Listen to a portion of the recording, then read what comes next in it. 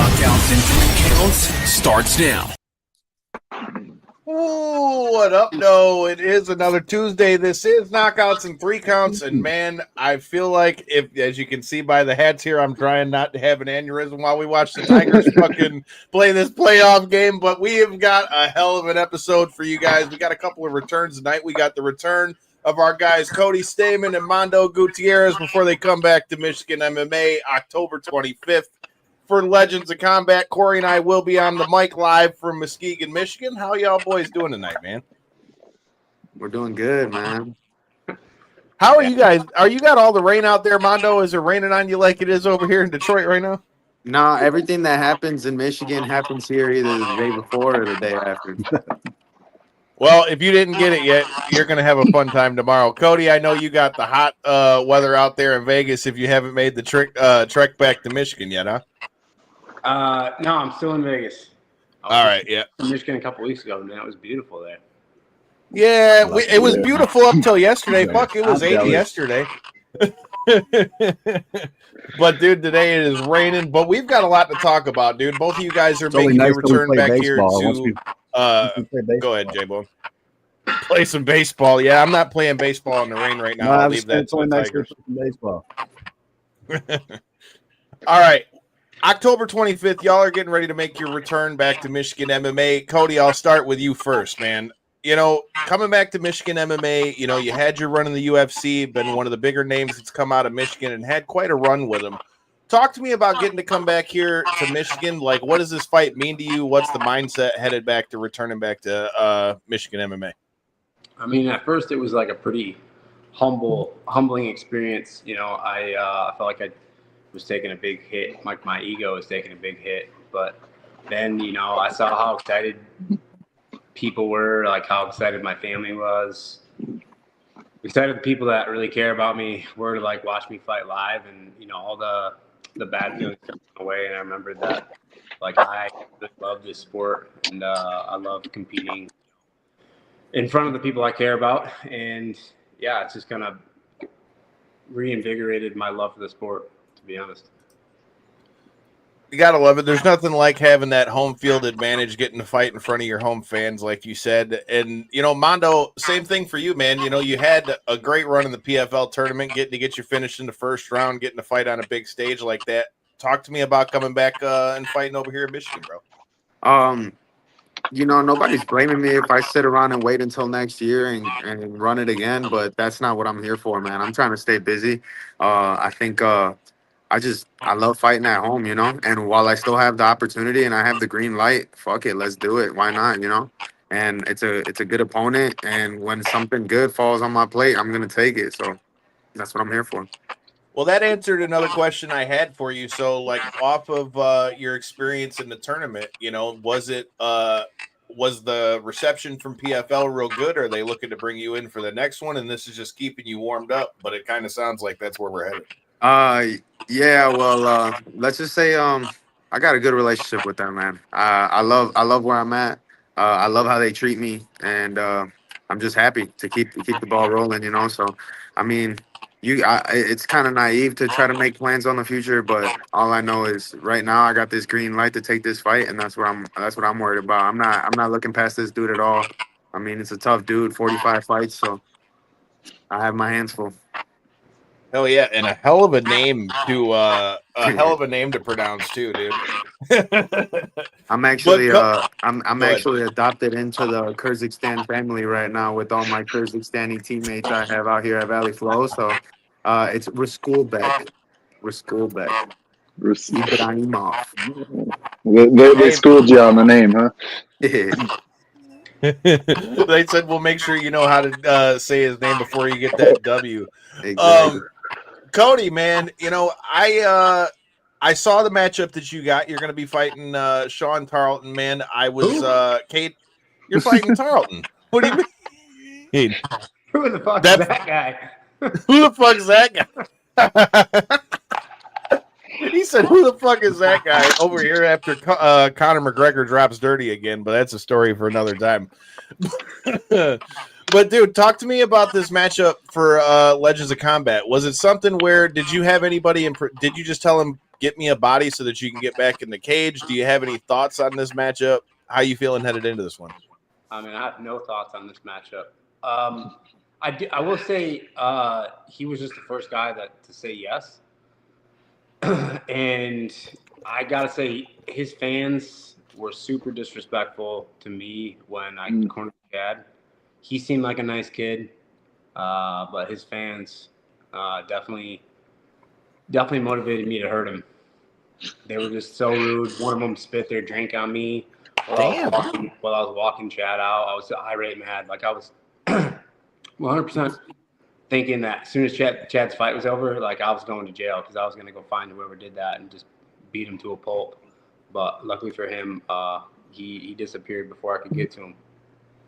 Man, you would think that that's something that would change in Michigan MMA, but that shit is still going in 2025. Well, that's why Michigan MMA is awesome, though, is because people really love their guy. You know what I mean? Like they care about the guy. And I mean, I respect the dude, but like he just took it a little further than he should have. And like I'm not really a guy to do that too. It's such a weird thing, not like in your particular instance or whatever, but being on the commentary crew so many times now, I've got to see that in person, that exact thing that you're talking about with like the Michigan MMA star fandom and stuff. Like some of these guys, they'll have like beyond groups of friends out there. And like you say, I mean, some of these boys get a little rowdy and shit sometimes. And it's like, wow, man. Like the support is one thing, and I completely understand that, but it's like a whole nother tier sometimes with these guys. Yeah. I mean, and I get it because my buddies were like that. I mean, my brother used to get in a fight almost every time I fought. So like, I mean, I love to see it, and I miss that atmosphere. But yeah, I mean, I'm just not the guy that you piss off because like. I mean, I said it in that post, and I meant it. Like, I don't know anybody that has come out of Michigan, and I don't mean this in a bad way, Mando. I think you're going to do great things, but I don't know anybody that's come out of Michigan that, like, is on my level in terms of the sport. You know what I mean? Like, I'm a top 10 UFC fighter. Like, I don't see anybody else doing that. So, I'm going to remind everybody that, I'm the man, and I can scrap. And not only that, the continued success for the length of time that you were able to maintain that position. You know what I mean? Yeah. I mean, family's tough, dude. It's I probably should have moved up. This fight's at featherweight. I should have moved up probably 5 years ago because I stopped being able to make the weight a long time ago. But just too dumb and too stubborn to quit putting myself through that. Aren't we all sometimes? So is that the move going forward? You're going to stay at featherweight with this fight, and then whatever you've got coming after that one? Yeah. It's got to be featherweight, man. I mean, I was having like liver and kidney failure after my last 2 weight cuts. Ooh. So it's like, yeah, my body can't do it anymore. I mean, I'm walking around at like 170, 175 pounds, like not fat either. I mean, I'm still like 160 plus right now. Probably should get on a diet here eventually, but dude, I've known you for a lot of years, and I don't think I've ever seen you fat, dude. Yeah, I mean, I don't really get fat. Like once I start getting fat, I kind of like trim it off. But I mean, I can get up to 180 pounds pretty easily. And I just like when I was a young man, like the handsome Mando, I never got that heavy. I never got above 160, and then. Like when I turned 30, I was, 170 pounds, and the weight cuts are just murdering my body. It looked like later on in your UFC run, you also were carrying a little more bulk. I don't know if that was intentional or, like you said, just being unable to kind of deal with the weight the same way. You just get a little denser as you get older, and then the training schedule out here was a lot heavier than what I was used to in Michigan. I came out here and started training, 2-3 times a day. Where in Michigan it was. I would go for a run and lift a little bit or, shadow box or whatever. And then I had like one practice maybe, and then coming out here, it's like, it's nonstop. It's like, there's workouts nonstop and you just, I just got a little denser. Well, you already kind of talked about what happened with Chad's fight. Do you think that was it already kind of one of those things? You said he was the first one to sign the contract, but now that the fire's kind of been lit by what happened with that fight, do you just think that this is going to be one of those fights where you're going to come back and just make a straight statement and remind everybody who Cody Stamann is? Yeah, I mean, I think I have to. You know what I mean? Like this can't be a close fight. This can't be like a back and forth fight. Like this has to be a one-sided ass beating. And I mean, I know that I'm capable of doing that. So, and the motivation that I have right now to like really go out there and hurt somebody is pretty high. Not even Sean, just anybody. You know what I mean? Like, I don't know. I feel like I have a little bit of the spark that in the chip on my shoulder that I had, a long time ago that maybe I'd lost. And I've got it back, and I'm looking to make a statement. This one's for you too, Mando.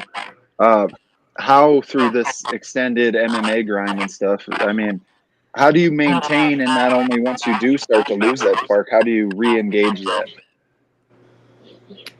You got it, or me first, Cody? Either or. For me personally, this sport has never really been about motivation. It's not about motivation. Never has been. Never will be. For me, it's more so about the discipline that I've had, and this carried over in MMA long before I was in this sport. I've been that way since I was born. Pretty much, my parents are the hardest working people I've ever met, and I work hard every day. I wake up, and that blue collar work ethic doesn't change just because I get punched in the face for a living. You know what I'm saying? I clock in every single day. There's no doubt about it. And every day I do my job, and I do it to the best of my ability. So, I mean, if you ask me, everything about training, like that's everyday work. And then I only get 15 minutes to enjoy it. 15 minutes every time I sign a contract. I get 15 minutes, 25 minutes to enjoy it, and that's it. So it's my job to go out there and make the most of it every single time. Cody, what about you, bro? I mean, for me, it started out as, it was all a dream, you know what I mean? And I just wanted to be really good at the sport. And obviously, like Mando, I have that blue collar work ethic. My parents were, they owned a small business, and I worked from the time I was a little kid until, I'm still working. But just put different shoes on. But it's once I got in the UFC and the pressure and the money and all the things that come with that, it kind of took a lot of like the love I had for just the training aspect, the day in and day out stuff, and all the pressure got a lot different. You know what I mean? It was one thing like when I was fighting to make it, and then my fourth UFC fight, I'm fighting the number 7 guy in the world. I'm not saying I'm fighting Aljamain Sterling. My fifth UFC fight, or my fourth UFC fight was Aljamain Sterling. Like, I went from fighting guys in the regional scene to fighting like the best guys in the world, and it was just a different feeling. You know what I mean? It's one thing to go in there and fight somebody that 9 times out of 10 you whoop the guy's ass, but it's another thing to fight the best guys in the world. And like, I think the pressure honestly got to me, and that's not like an easy thing for me to just admit, but the pressure kind of beat me up a little bit. And then, there's some things that happened in my personal life that were pretty public that beat me up too. And it took away that love I had for the grind. Not that I wasn't working hard or I wasn't preparing myself the way I was supposed to for fights, because I don't know anything else, but like I wasn't enjoying the sport the way I did when I started. You know what I mean? Like, everything when I started was like an opportunity. Like, I couldn't wait to train.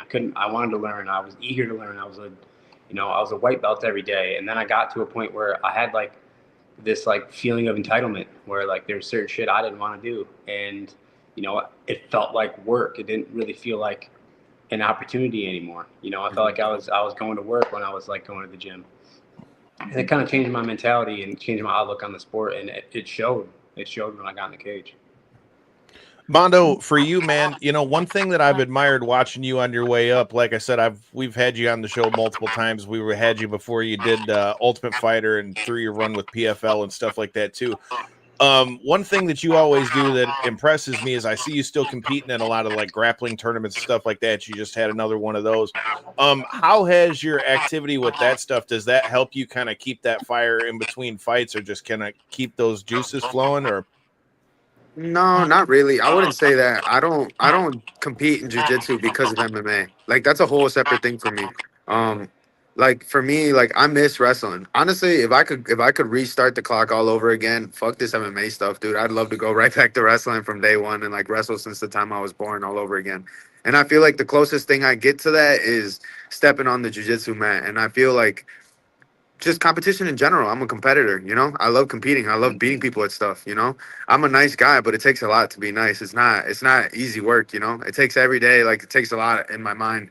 And I like beating people at stuff. Like that that's the like Cody says, that's the part of the ego that you get when you become like a known fighter, you know? Like I love competing, I love winning. I realize that I love winning just as much as I love the sport itself, and I love doing it, and I love everything about winning. So, I mean, staying fresh, staying active, and you know, if you don't use it, you lose it. So, it's definitely nice for me to go out there and just feel those jitters, feel the nerves, practice warming up, practice going out there and taking somebody's block off. It's fun. well, if the fights itself ain't doing it, I keep seeing all these dope pieces that you're doing, whether they be at gyms, whether they're I seen you just did another piece at the tattoo spot. Yeah. Is that stuff kind of like your, you know, like your escape release from like fighting and stuff, kind of give you a chance to kind of just be creative and, you know, be where you're at? I mean, it's the yin to my yang, you know. I've always been a really good artist. I love doing tattoos. I love drawing. I love painting. I love cutting hair. I love doing all that stuff. So, I mean, my life, all the things that I used to get in trouble for when I was little, or all the things that make me money now. So I wouldn't have it any other way, you know. I used to get in trouble for graffiti. I used to get in trouble for drawing on people's skin with Sharpies when I was in school. I used to get in trouble for cutting my little brother's hair when nobody asked me to, and I definitely used to get in trouble for fighting. So now I live a pretty good life, man. I can't complain. But like Cody was saying earlier, people think that, you know, when you make it or you start making money, or everyone, like people love saying like, man, if I was making the amount that they're making, I would be able to do it too. No, the fuck they couldn't. It's not easy. Like, you know, like just because the paycheck gets bigger doesn't mean it gets any easier. Like you still have to log it. Like every time it's not easy logging into Instagram and seeing your opponent that you're going to fight in a few weeks going out there and knocking somebody's block off every fucking day, every day. Oh, if you search somebody up, the higher you go, the easier it is to search somebody up that you're fighting and see nothing but highlights. Like, and I actually learned that one from Cody himself. We were talking about that one day when I would go out there and train with him. Like, the shit's hard, man. It's a hard sport. So, Cody, I know we're running short on time with you, man. I'll throw it to you first. For anybody that's heading out to Legends of Combat on October 25th, how does this fight with you and Tarleton end? I feel like I know the answer to this one, but I'll leave the floor to you. Who? Who the fuck is that guy? Yeah. Who? I mean, I don't really make fight predictions. I don't know how it's gonna play out, but I know that whether it's, you know, with my hands, my feet, whatever, my knee, my whatever, or me choking him out, like one way or another, this dude's going unconscious or tapping out. Like there's like, if I don't put him away decisively, like if this isn't a highlight reel, I'm not gonna be happy about it. Like I'm not going out to win a decision. Like I want to flatline this dude and step over him, like, and then, you know, be absolutely as humble as I can, and, you know, praise God for another opportunity to do this. But I mean, like when I get in there with him, like there's you know, there's not going to be any love. Hey, man, that's one thing the next time we get you on the show we got to talk about. I've loved seeing the journey of your faith kind of blossom a little bit as a Christian myself, and kind of seeing you dive down that. And that's a topic that we've gotten to talk about a lot on the show, as far as to how that changes your mindset inside the cage and stuff like that. You know, Cody, before I let you go, tell me, did you have any thoughts on UFC 320? I know your teammate Puna had a big win this past weekend as well, man. Yeah, Puna and Edmund both had great wins. I felt like Patchy Mix also, one of my training partners. I felt like he won his fight. It's tough. You never know what the A judge. tough spot for Patchy. Yeah, it was. I mean, it was an awesome card. Like all the fights, were badass. Like and Yuri doing that. Like what a psycho. That guy's an animal. Like that's the kind of fighter that every fighter wants to be. You know what I mean? Like, all right, chips are down. This guy's beating me up. I'm gonna go out there and just put it on the line, and we're gonna figure this out. Like that was super impressive. Just the balls that it takes to do that is insane. And what an amazing athlete and fighter that guy is. And then the co-main, Merab versus Sandhagen. I really thought Sandhagen had the tools to beat Merab, but dude's tricky, man. He's just progressing, and he's absolutely fearless in there. Like he knows what he's gonna do, and he just goes out and does it to everybody. And it's really impressive to, see what he's been able to do. He's the best bantamweight ever. He's a monster, dude. And then to go through 5 rounds and then just have not be tired at all, dude. That guy looked like he hadn't even been in a fight. Mando, for you, my man, I know you're a student of the game. We talk about this all the time. I know you're always paying attention to everything. Do you got any final thoughts on how your fight plays out on the 25th? One-way traffic, just like every other time I'm out there. And I think I'm going to go out there and absolutely destroy absolutely everybody I step in front of. I mean, and if you don't go into the fight with that kind of mindset, you're in for a rude awakening, man. If you go out there looking for a tight fight, you're probably going to find it. So, I mean, my plan is the same as always. Go out there, hit them with some good shit, and get up out of there.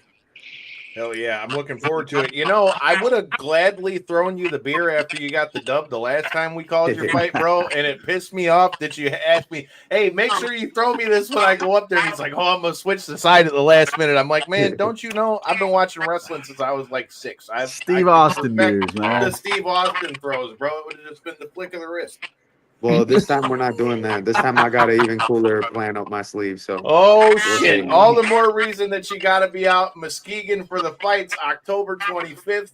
My man, I appreciate both of y'all for coming through, dude. I'm looking forward to being there in attendance, being on the mic. Make sure you check it out. Spectation Sports. We're gonna let these two gentlemen get out of here. Cody, Mando, make sure you can let them know where they find you guys on social media and everything. El Toro Gutierrez, you already know. El Toro Gutierrez on everything. Simple as that. What? gets that tongue a roll. Hey, like Bad Bunny said the other day, man, you got 4 months to learn some Spanish. I was about to say, dude. Oh, shit. Yo, dude, Bad Bunny tried to tell motherfuckers. Andy said he's getting back in the wrestling ring. Cody, man, let them know where they can find you and if there's a code to get tickets and all that stuff. They don't need to find me. Open your Bible. Find God. Great answer. I like that. Make sure you check these boys out October 25th. Corey J-Bone and I still got a lot to talk about. Make sure you guys follow them on all the socials. Make sure you're checking us out since we got about 250 y'all in here. Hit that subscribe button and make sure you're in the building October 25th. Y'all gentlemen have a good night. You too. Appreciate brother. the time, Thank you guys, man. Appreciate both of you guys. All right, Cody Stamann and Mando Gutierrez. Boys, how are we feeling about October 25th? I mean, bro, I feel bad for whoever steps in the cage with those guys. Holy shit. I just feel like Friendo, I mean, he feels like he wants his Legends of Combat promotion to be known as Western Michigan because he's pulling out all the stops over there. That's what he's doing. He's taking his hometown feel and running with it. There's some great fights on that card. Even if you do live over by us on the Detroit side of the state, make your way over because I mean, talk about Michigan MMA at its finest. I mean, you've got former UFC stars, current PFL tournament athletes. You've got a ton of just top tier guys all across the board, and I mean, like I said, Friendo's definitely pulling all the stops for this one. I agree. Yeah. I agree. I need the Tigers to start pulling And out it's some it's fucking interesting to stops. see Cody's take on that fight, though. It's interesting because he does have a lot of pressure on himself, and you want to when you come back like that to an old promotion like that, you do want to pretty much body somebody. So it's interesting to see And even if he wins, it might not be good enough for him. You know what I mean? and the fact that he didn't waste any time. He didn't linger on the exit from the UFC or anything like that. He kind of continued to strike while the iron was hot. So he clearly still wants it, Yeah. What's interesting to me about Cody's fight in particular is that of all guys they could have had him fight, I definitely think, like you said, it's got to do with first guy to sign the contract. But the irony, because I judged that fight that Chad had, and dude, Chad was getting the work from Sean Tarleton. Like, Sean Tarleton is not a bum by any means. Like, that guy can definitely fight. Yeah. It's going to be a good fight. But what I like about it, though, especially after talking to Cody, is that he was already motivated to need to come in here and get a dub. But for it to be against a guy like that, where the other guy's fans were like that disrespectful like that and stuff like that, and then all the back and forth between Chad and Tarleton and all that stuff too, I feel like that's kind of lit added fire under Cody. And I feel like, that was the one knock that a lot of people had on Cody when he was coming up through the regional scene, is that he didn't have the most finishes. After talking to him, I think a finish is the only, he said it flat out, the only way. Is the only way. I also really imagine that weight cut being a big thing in his career. I imagine Cody's he didn't always bring been big. Well, that's what I'm saying. He was always fairly big for the weight class, but then like I had mentioned in his last, I don't know, it seemed like 4-ish fights in the UFC. I don't know if he was on a bulk up regimen. I don't know if he's hitting the strength training a little harder than usual, or like he was saying, just that Vegas lifestyle of the training out there. It's the opposite of what you would normally think with the Vegas lifestyle, right? For these MMA guys, they go out there and grind harder. But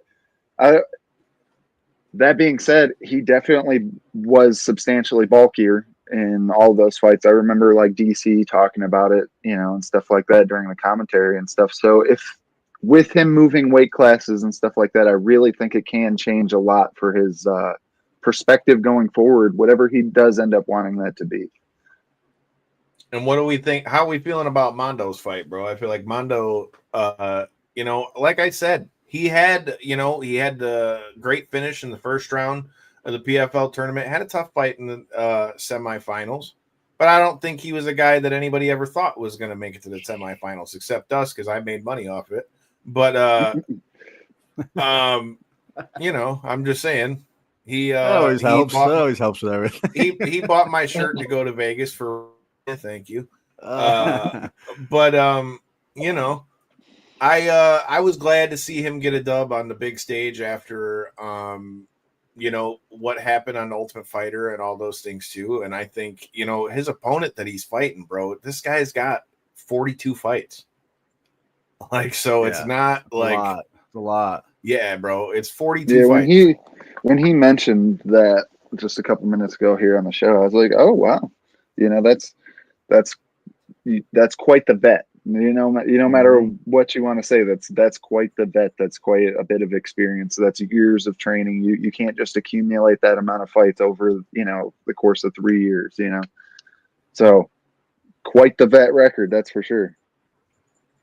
Hey man, and if Mando does just like what he said and what Cody said, comes in here, gets him a big dub, and flatlines somebody. Now, I got to be honest, though. Now, after talking to him, I want to see what when he gets a W, I need to know, like, what's this victory celebration going to look like? Yeah, what's this? Yeah, because it don't get much better than chugging beers after the fight, right? What's next? I know. I'm kind of pissed I never got my, like, Stone Cold moment where I got to, like, chuck somebody Maybe it's tequila. A beer. Maybe it's tequila shots. I mean, that would be a hell of a plot twist after you just get Maybe done it's with Jack a fight, and lemonades, Kyle. You know what I'm talking about. I don't even know if that would be the thing I would want fresh off a fight. I'm just saying, dude. I'm feeling a luchador mask. Calling it now. Cool. That'd be cool. I like that.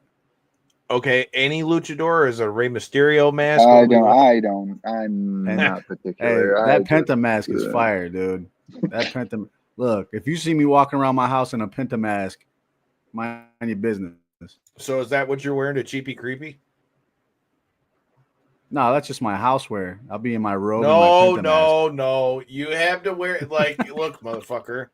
I gotta figure out what I'm gonna wear. You want me to be a luchador for Cheapy Creepy? Fuck yeah, dude. Fuck, I went as Orange Cassidy. You're the one out there flipping guys in the puff them shoulders out. Fuck it. A big chest dude, of my I'm not gonna lie. I will remember that for the rest of my life, and I hope that guy's back. You'll find me sitting relaxed by the bar or something. I hope that guy's back still hurts from the backdrop that he got. I'm sure he didn't forget it. He's probably gonna be looking for you. I hope he is, and I'll kick him in the dick. I'd wear a mask this year if I were you, Kyle. Come get some. Come get some. What are you trying to say, Asa? I've been in the mosh pit plenty of times, and yes, I was not only in the mosh pit, I was in the mosh pit dressed up like Orange Cassidy, and I backdropped the motherfucker. So what about it? A time was now back to your regularly scheduled programming. Yeah. So you guys had already brought up earlier. Time was had. The pay-per-view. The pay-per-view from this last weekend.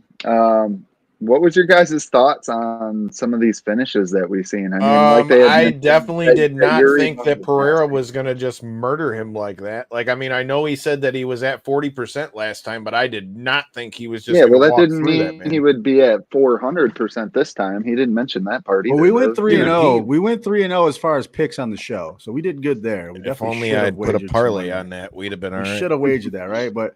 To what we were talking about, Kyle, last week, he did exactly what he needed to do because we said it. If that fight goes long, it plays out of his favor. So he needed to finish it quick. And I think, hey, man, he stuck to the strategy.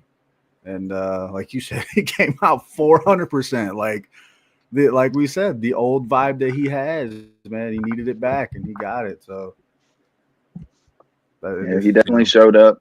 Showed out, and did what he needed to do to, regain his title bout. It was just, for me, it was so surprising to see Ankalaev kind of just, I don't want to say wilt, right? But it looked like just very unsuccessful business from him. You know what I mean? Yeah. Like the shot initially, he didn't lead the dance at all. He let Pereira come directly to him and kind of do what Pereira wanted to. Pereira ultimately did hit him with a solid shot that, it wasn't enough to send him to the canvas though. And that's what kind of confused me it was enough for him to immediately shoot just a sloppiest takedown. And then also it was just one of those super underwhelming performances from Ankalaev is how I for me, it was like, wow, Poatan did what he needed to do to win it. But it was like, that's really all you had, Ankalaev? You know what I mean? It was like, you know what I mean? Well, and that was something I was just going to talk about. Like, for me, one thing that I felt like you could see with that fight is that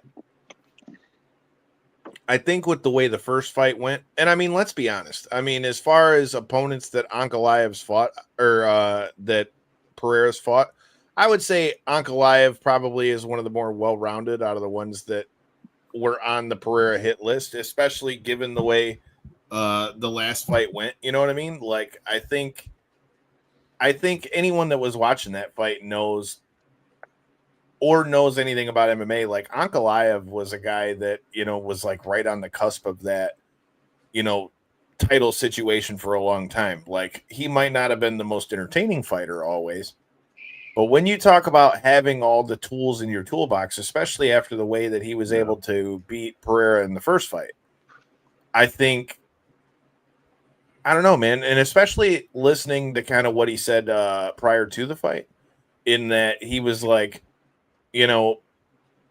I'm coming in here expecting that there's going to be a big finish. He goes, he said that this time he had planned to finish Pereira. So I wonder if, he was banking too much off of what happened in the first fight and, didn't take into account that, again, like we all know, bro, Pereira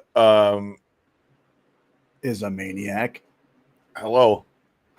Hello. And hello.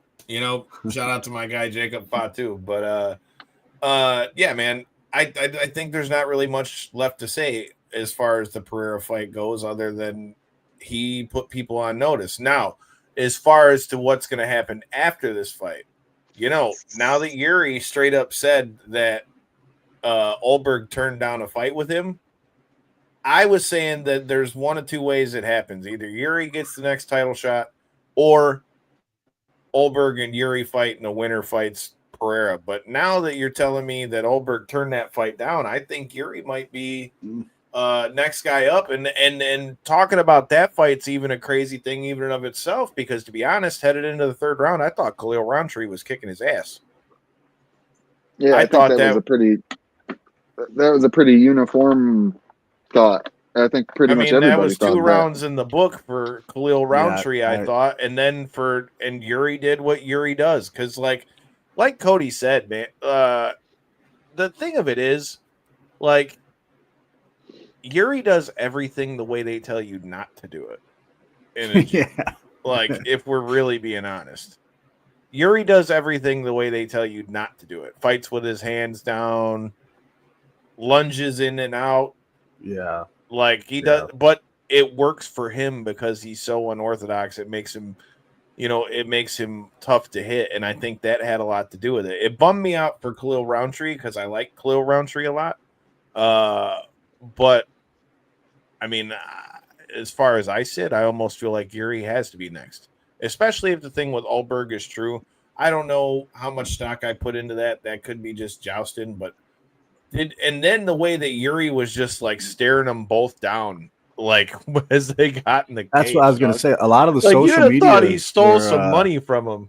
A lot of the social medias were really focused on Yuri being in the crowd. They cut to him a lot on the broadcast, and then on the they put him right behind where they walk in the damn door. So they were looking for those camera cuts. They were looking for those little snags on the social media. And then when he finished them, there was a whole thing on Instagram about his reaction as it was being finished. So they're really leaning towards that as far as what I see. So I would assume that's next. Well, I mean, it was very stoic, right? His like the accepting and almost like happiness that it was like expressed in no words, just facial reactions. And you could just see the emotions that he was feeling through his face and through his like small gestures and stuff. It wasn't like he was out there like, fuck yeah, Pereira. He was like very subtle, but it was like okay, my, like, it for him, for me, what it seems like, I guess, interpreting his interpretation of the thing is, it seems like for him, that is like his final boss, and he's already been defeated twice, but now he sees that there's potentially a light still at the end of the tunnel. And that's what I seen in that moment of watching the reaction, of him watching Poatan win. And I think that, to your point, is a big driver in why everybody's kind of bringing up his name beyond, of course, his performance. But I mean, Olberg really is the deserving side. He just smoked Reyes, and he just smoked Reyes, and he's on a 9-fight win streak. Yuri beat up Reyes too. Okay, they set up Olberg in a like winner go, right? a winner go home they fight. And Yuri beat Reyes as well, I thought. Yeah, but okay, that was the spinning back. That was years ago. That was when Reyes had just lost to John Jones. That was different times. We're talking about. I'm just saying, beating Khalil Roundtree, who is fresh off of a title fight, and then comes back and had the fight he did after losing that title fight, to me has more weight in it than Then a Dominic. then a 9-fight win streak, and So okay, so if you're Yuri, would you rather him fight Allberg first, or would you rather just jump in next?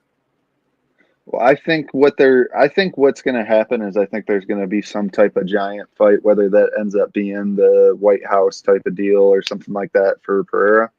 And I heard him calling for the potential for a heavy, being done at 205 type of deal and wanting to just be a heavyweight fighter.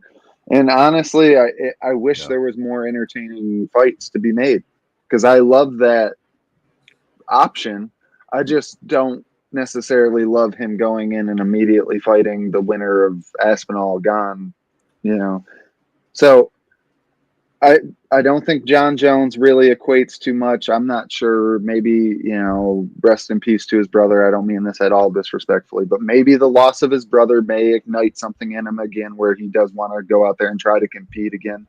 Maybe that's where we see it. The paycheck I don't we were know. talking about for the White House already did that. But Well, yeah, because he was already talking about that anyway when they announced it. That was shortly after he said he was done. And they announced the White House thing, and he's like immediately like, I'll come back for that.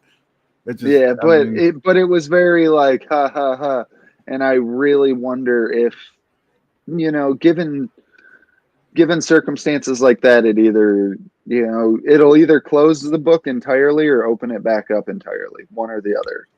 You know what I mean? yeah, J-Bone, before we get out of here, bro, competition though, shit. Holy Jesus. There's a lot going on in the world of pro wrestling right now. We've got the NXT TNA showdown going on. The fucking Hardy Boys just won the NXT straps. So now they've got the NXT belts and the TNA belts, and they're going to face the damn Dudley Boys. That's right, the Dudley Boys this Sunday, October 12th, Bound for Glory. One last table match. Are we going to get some kind of titles on the line there, you think? Or you think they already did? It already was announced. It was already for the TNA titles, and if the NXT titles were won, those are up there too. So now that match is for the NXT titles and the TNA joints. It's like the year 2000 all over again. It's actually kind of amazing. Now all we need is Limp Bizkit my way. We'll be all right. Right, dude? Did you ever expect that? Like, we've always wanted the Hardys to just show back up in WWE, but like, I'm cool with the NXT run like this. This is fun. I'm totally cool with it, but I'm not gonna lie. That was one of the questions that I was gonna ask. I really do think though that I want to see the Hardys have like one more sustained run in WWE before they're done. But at the same time, man, I like the little things that they did too. Like, I like the fact that this is just a tables match, given the fact that they had the famous tables match. Yeah. It was the first tag team tables match at Royal Rumble 2000, like you said. Yeah. And so for that to be the match choice on this instead of tables, ladders, and chairs, I kind of like that. Well, I also think they don't want Jeff Hardy to kill himself either, so... Well, I mean, let's get the ladders out of there. So we don't, I mean, just the ladder match alone, Jeff Hardy was going nuts here in Detroit. So, I mean, yeah, I'm all for it. I think that's dope. What have you thought of this whole NXT TNA? Even though I'm still calling it the Invasion, damn it! But I don't know why we had to change the Invasion. Especially because I liked the old graphic they were using too, but had to change it to Showdown like a week before it. But Showdown with like the same type of graphic. It's weird. It's like a weird thing, but I'm digging it. It's fun. We're reliving stuff. We're reliving the past, and it's cool. The Invasion thing for me when I was younger, it was like the coolest thing ever. It was definitely, you're blurring the lines of pro wrestling, dude. Nobody's seen that ever.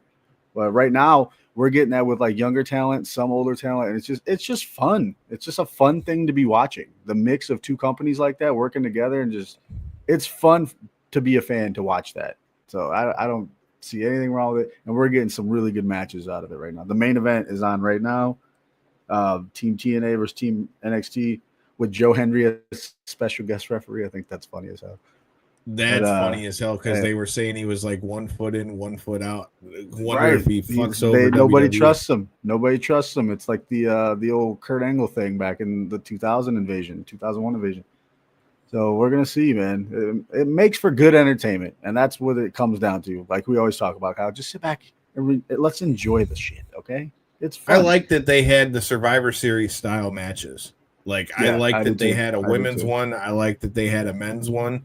I'm not gonna lie, bro. I need to see some Nick Nemeth involvement on WWE TV. Like that's now okay. Here's the thing I was reading on the Twitter sphere, the X sphere, whatever we're gonna call it these days, and these are just rumors, dirt sheets that we all love to catch on these things.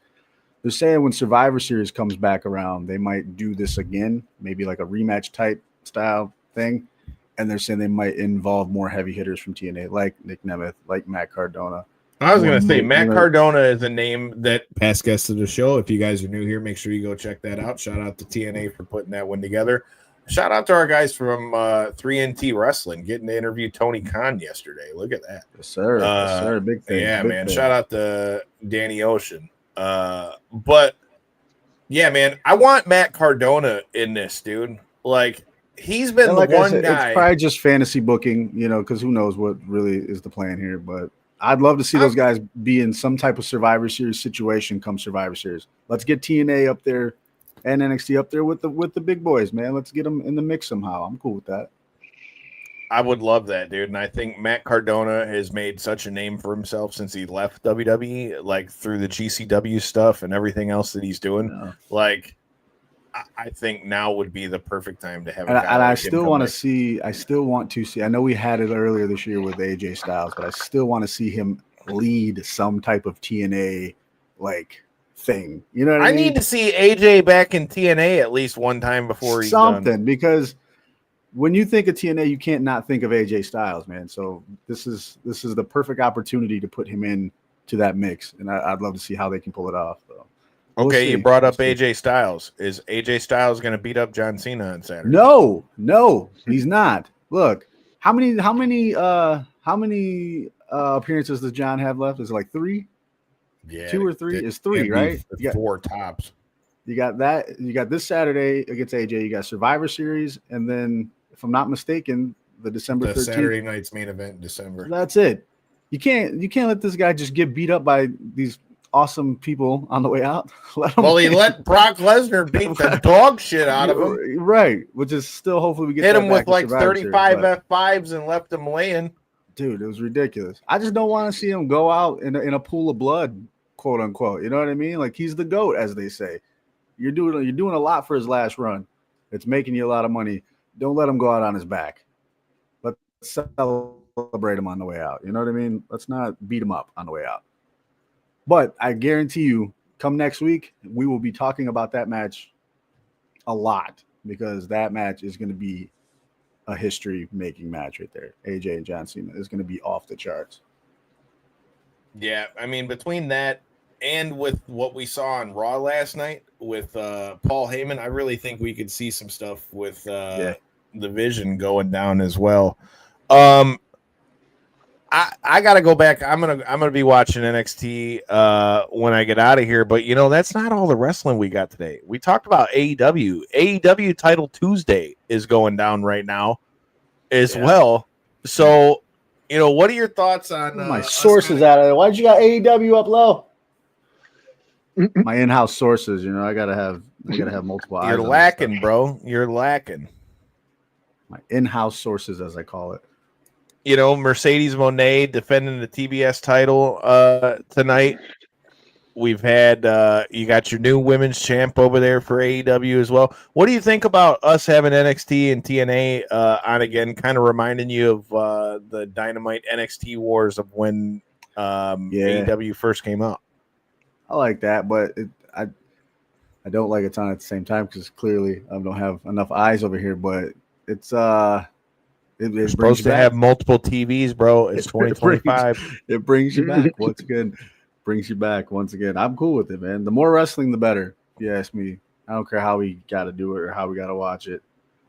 The more wrestling. What are your thoughts on Hangman and Samoa Joe?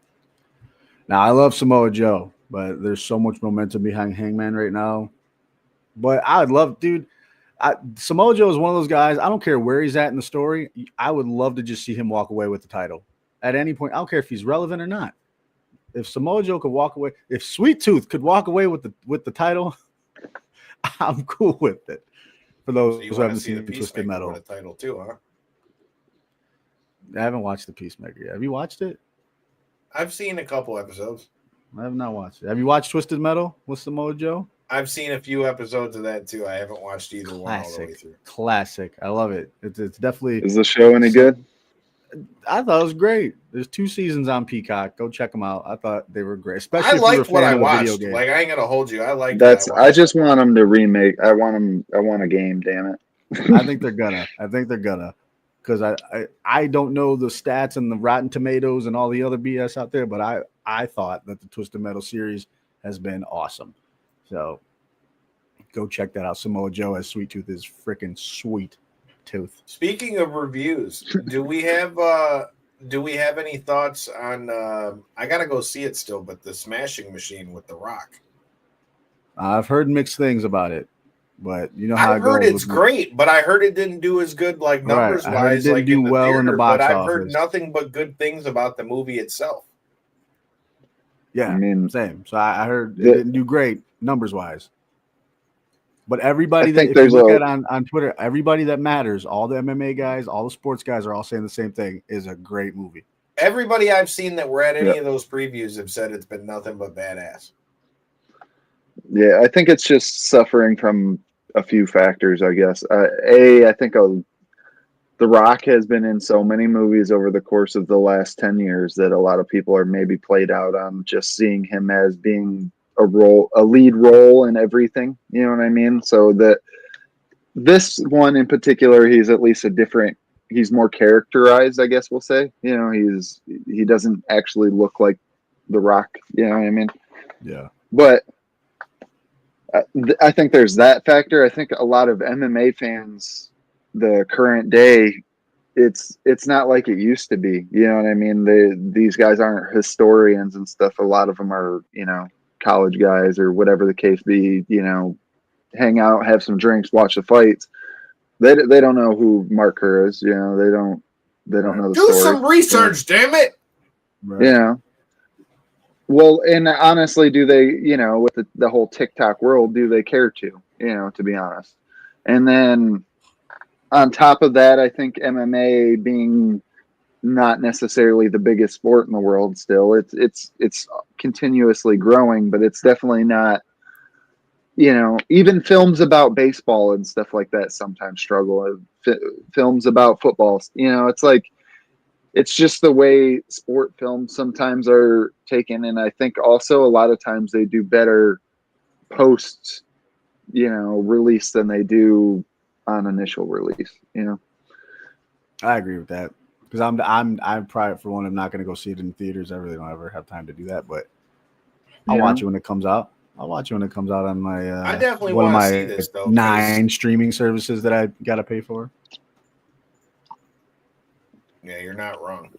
I definitely want to see it though, because I've heard nothing but good things as far as the movie itself. And so me being a guy that, watched all through Pride and all that shit too, like I'm really interested to see how it is. Plus knowing that The Rock like actually trained to like do the role and all that stuff. I want to see like how well some of that is. And it's crazy, almost to Corey's point too. Like from what I've heard, now that he's getting older, he wants to start transitioning into like different kinds of roles instead of being like the big action hero all the time.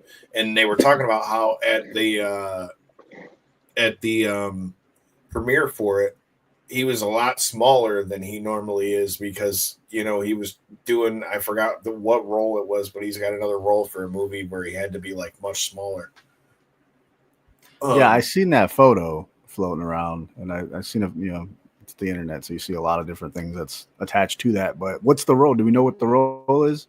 I forgot what the movie is, so I don't know off the top of my head. I just know that they said it was like it was different from what his stereotypical role for him is. It's not like the big ass kicker, The Rock kind of thing, you know what I mean? So like that'll be interesting to kind of see like his acting chops in that outside of that. Right. He does play the same guy in every movie. I mean, he really does when you think about it. But I mean, why wouldn't you if you're The Rock? I mean, like, look at the guy. I mean, come on. The money's there, and there's like 0.5% of humans in America or in the world that look like The Rock. And then when you add the charisma that the guy's got and the ability to just run his mouth, I mean, fuck that. Make your money. Now here's a question that I'll pose it for both of you guys, but you guys made a good point. People might be getting bored with him. I'll be honest with you. I am. What up, cuz? I see you out there. I am bored with The Rock. I don't really care for all the movies anymore, to be honest. The first 5 years of it was cool. And now I don't really care for that stuff anymore. So I don't. What happens next? What if it does flatline on him like that? Does he go back to wrestling like we wanted him to, Kyle? Does he make it back in time for WrestleMania Saudi? Look, all I'm going to say is shout out to. Go ahead, but I was going to say I imagine he has some more time left in him before that time comes. I don't think it's like one film away. I think he's still leading role material. He showcased himself to be a good actor and stuff. He just, to your guys' point, I think would be better served not just being The Rock in every movie. Yeah. I agree with that. But all I'm going to say is this in regards to your he played the WrestleMania Tooth Fairy. First of all, and they said the Tooth Fairy beat that in the box office. But all right. Yeah, fine. All I'm going to say is this. Shout out to past guest of the show, Dave LaGreca. He gave him the pink robe. He got his 5 minutes with The Rock when he came there to Sirius for the town hall and all that. But I'm just saying, look, I still feel like we needed The Rock in that story leading up to WrestleMania. I think it severely kind of fucked up the last run for John Cena. Like, we finally did the heel run and you gassed it up and then took away the gas. Yeah. It didn't even sputter out. You just pulled the plug. Well, dude, The Rock was the flame that made that holy shit. Right. John Cena and The Rock are on the same team, and then The Rock just left. They were building a hot rod and they never put a battery in. You know what I mean? It's just come on, man. I don't know. It's just, it screwed up everything, if you ask me. But I think what we're getting now with him getting to go out on his terms, I think this is still on Cena's terms, and I think ultimately the fans want to cheer Cena on the way out. So I think it's still going to turn out good, but I definitely think The Rock being involved in last year's WrestleMania would have greatly helped where we're at now, especially with only 3 more appearances for John Cena. I think it would have greatly helped where we were at for that, But hey, can't cry over spilt milk. J-Bone, what do you want to see next for AEW, bro? Oh, man, actually, just keep doing good wrestling, bro. I've been getting back into AEW a little bit here and there, and the wrestling's there. I love to see some new, Kyle Fletcher. Bro. Money. Keep you want to pushing say that guy. You want who they need to put money on, for their future with how young that guy is? Yeah. That match with him and Hangman from AEW All Out, bro. That's match of the year contender. Flat out. And that's what everybody's saying, that the lack there is of people over there, that you need new stars that need to be pushed. You got the same guys, Moxley, Page. You still don't forget, you still got MJF over there. And MJF is what? 20 what? I don't know how old he is. 27, 28. Not 30, 27. You still got I think that he's 27, guy. 28.